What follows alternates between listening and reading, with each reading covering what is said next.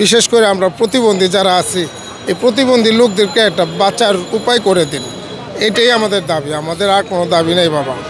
আমরা গরিব মানুষ, প্রতিবন্ধী মানুষ, আমরা কি করে খাবো?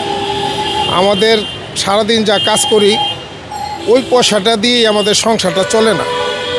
সরকার অটোরিকশা বন্ধ করার একটা নির্দেশ দিছে, এই জন্য এখন আমরা রাস্তায় বেরোইছি। এই জন্যই আমরা আসছি কামরাঙ্গীরচর থেকে। আমরা প্রতিবন্ধী ঐক্য সমাজের লোক সবাই আসছি, আমরা প্রতিবন্ধী। এতদিন আমরা রাস্তায় গাড়ি চালাইছি, মোটামুটি আমাদের সংসারটা ভালোভাবে চলতে পারছি, কিন্তু এখন সংসার আমরা কি করে খাবো? নিত্য প্রয়োজনীয় যে জিনিসপত্রের যে দাম, সারাদিন যেই টাকাটা কাজ করি এই টাকাটাই আমাদের সংসারটা চলে না। এরপরে যদি সরকার যদি আমাদেরকে রাস্তায় কাজ করতে না দেয় তাহলে আমরা চলবো কিভাবে? আমরা ছেলে মেয়ে বাবা মা নিয়ে কিভাবে চলবো? অসুস্থ, ঔষধের টাকা লাগে, ওষুধ না খেলে যান বাঁচে না।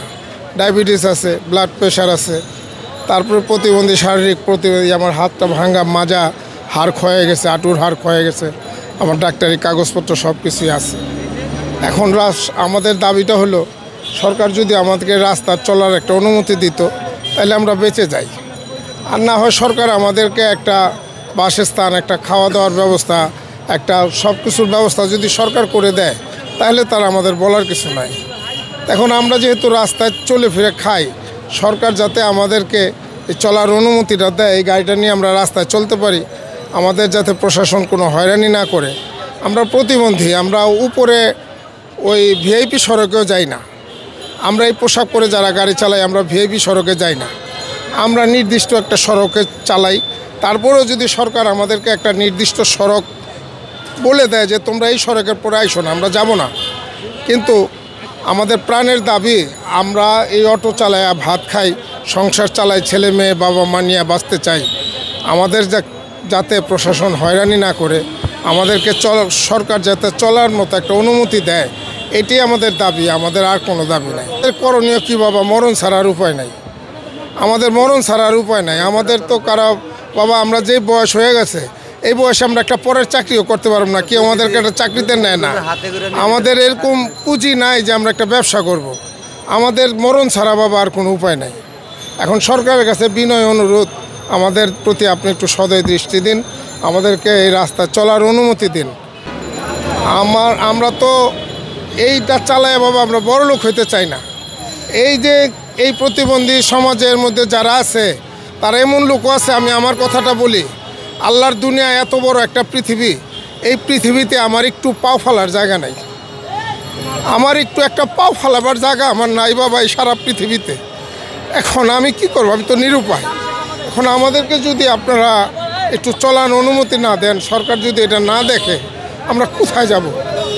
এই জন্য আমার বিশেষ অনুরোধ, আমাদেরকে এই প্রতিবন্ধীদেরকে আপনার রাস্তা চলার একটু অনুমতি দেন, আমরা যাতে বাল বাচ্চা নিয়ে বাবা মা নিয়ে চাইটা ডাইল ভাত খাইয়া বাঁচতে পারি।